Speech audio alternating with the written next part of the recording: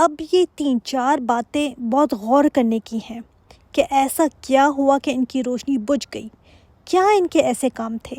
اللہ تعالیٰ نے فرمایا ہے قرآن میں کہ انہوں نے خود اپنے آپ کو فتنے میں ڈالا۔ فتنہ کیا ہوتا ہے؟ آزمائش۔ خود اپنے آپ کو کون آزمائش میں ڈالتا ہے؟ کیسے؟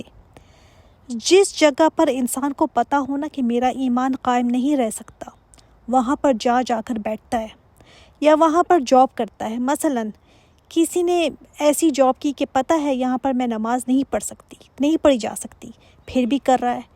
یا ایسی مجلس میں جا کر بیٹھتا ہے کہ پتہ ہے یہ مجلس میں بیٹھوں گی تو غیبت ہوگی، جھوٹ ہوں گے، پھر بھی خود ہی سے وہیں جا کر بیٹھنا۔ یہ انسان خود اپنے آپ کو امتحان میں ڈالتا ہے نا۔ ایسی دوستی کرنا جو پتہ ہے کہ میں اس کے پاس سے اٹھتی ہوں تو میرا بھی عمل کرنے کو دل نہیں چاہتا، بلکہ میرا بھی دل چاہتا ہے فیشن کروں، اسی طرح کے کپڑے پہنوں۔ یہ انسان نہ کہے کہ مجھے پتہ نہیں چلتا، انسان کو خود بہت اچھی طرح پتہ چل جاتا ہے کہ جس جگہ سے میں اٹھتی ہوں میرا ایمان مضبوط ہوتا ہے یا کمزور ہو جاتا ہے۔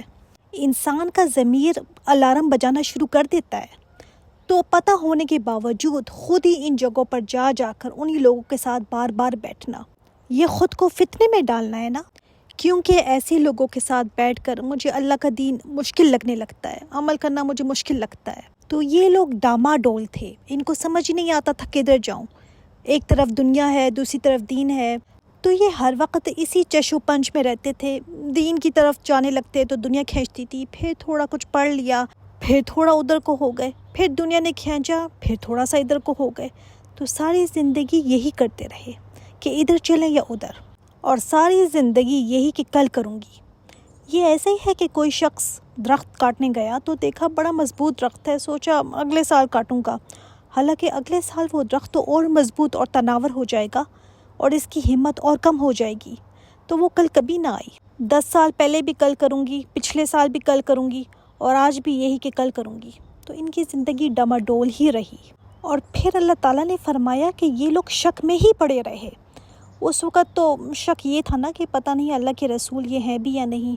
آج کس چیز کا شک ہے کہ پتہ نہیں یہ جو مولوی بتاتے ہیں پتہ نہیں ٹھیک بھی ہے یا نہیں، خود ہی سے انٹرپریٹیشن کرتے رہتے ہیں۔ یہ مولوی کی بنائی ہوئی باتیں ہیں، قیامت پتہ نہیں کس نے دیکھا ہے، آنی بھی ہے کہ نہیں، تو تم شک میں ہی پڑے رہے۔ اور جو شک بندے میں بیٹھ جائے نا تو پھر بندہ چل ہی نہیں سکتا اس پر جم کر۔ جیسے آج بھی لوگ کہتے ہیں نا آئے گی تو دیکھا جائے گا، ویسے یقین آج بھی ہمیں نہیں ہے۔ صحابہ تو کہتے تھے کہ مجھے پیچھے سے جنت کی خوشبو آ رہی ہے۔ ہمیں آتی ہے خوشبو؟ یا جہنم کے شعلے ہمیں نظر آتے ہیں جیسے ان کو نظر آتے تھے؟ اور ان کو دھوکے میں ڈالے رکھا خواہشوں نے۔ ایک خواہش پوری ہوتی ہے تو دوسری، پڑھائی ہو جائے تو پھر کروں گی، بس شادی ہو جائے نا پھر میں بالکل ٹھیک ہو جاؤں گی، پھر کروں گی، پھر بچہ ہو جائے پھر کروں گی، اب بچے چھوٹے ہیں، بچے تھوڑے سے بڑے ہو جائیں پھر کروں گی، ابھی مشکل ہے، شادیاں ہو جائیں پھر ایک ہی دفعہ کروں گی، یہاں تک کہ تمہارا وقت آ گیا موت کا، اور تم کو دھوکے میں ڈالے رکھا شیطان نے۔ کیسے؟ یہی کہ اللہ بڑا غفور الرحیم ہے، معاف کر دے گا، ایسے اتنی پریشان میں ہوتی ہوں، اتنے اچھے کام تو کرتی ہوں۔ ایسے ہی دھوکے میں خود کو انسان ڈالے رکھتا ہے کہ میرا ایمان تو ہے ہی اتنا مضبوط، کیا کمی ہے میرے عمل میں؟ نماز روزہ کرتی تو ہوں میں، یہ مولوی ایسے ہی ڈراتے رہتے ہیں، حالانکہ اللہ تعالیٰ نے آپ صلی اللہ علیہ وآلہ وسلم کو نذیر بنا کر بھیجا ہے۔ کئی جگہ قرآن میں صرف نذیر کا لفظ آیا ہے۔ کیوں؟ جب معاشرے میں اتنا بگاڑ ہو تو خوشخبری کس چیز کی؟ لیکن شیطان جو ہے نا انسان کو سلائے رکھتا ہے۔ ابھی جاگنے کی کیا ضرورت ہے، سوئے رہو، جب موت کا فرشتہ آئے گا تو خود ہی اٹھائے گا۔ لیکن اس دن انسان کو اتنی حسرت ہوگی، جن کو نور نہیں ملا ان کو تو حسرت ہوگی ہی، مگر جن کو مل کر چھین لیا گیا، بجھ گیا ان کا نور، ان کو کتنی حسرت ہوگی۔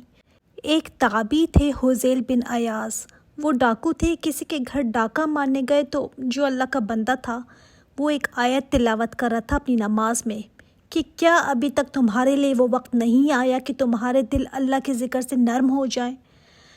تو یہ جو ڈاکہ مارنے آئے تھے انہوں نے فرمایا بلا کیوں نہیں، آ گیا وہ وقت، اور انہوں نے ڈاکہ مارنا چھوڑ دیا۔ اتنے بڑے تابعی بنے یہ، انہوں نے توبہ کی اللہ سے اور اللہ کی اطاعت گزار بن گئے۔ اس ایک آیت نے کیسے ان کی زندگی بدلی کہ آ گیا ہے اللہ، وہ وقت آ گیا ہے۔ تو سوچنا یہ ہے کہ میں اگر ادھر چلی جاؤں تو مجھے کتنا نور ملے گا؟ کیا مجھے اتنا نور مل جائے گا کہ میں پل صراط کراس کر جاؤں؟ خود ہی سے سب سوال پوچھیں کہ کیا میرا ایمان، کیا میرا عمل اس قابل ہے کہ مجھے نور ملے گا، اور ملے گا تو کتنا ملے گا؟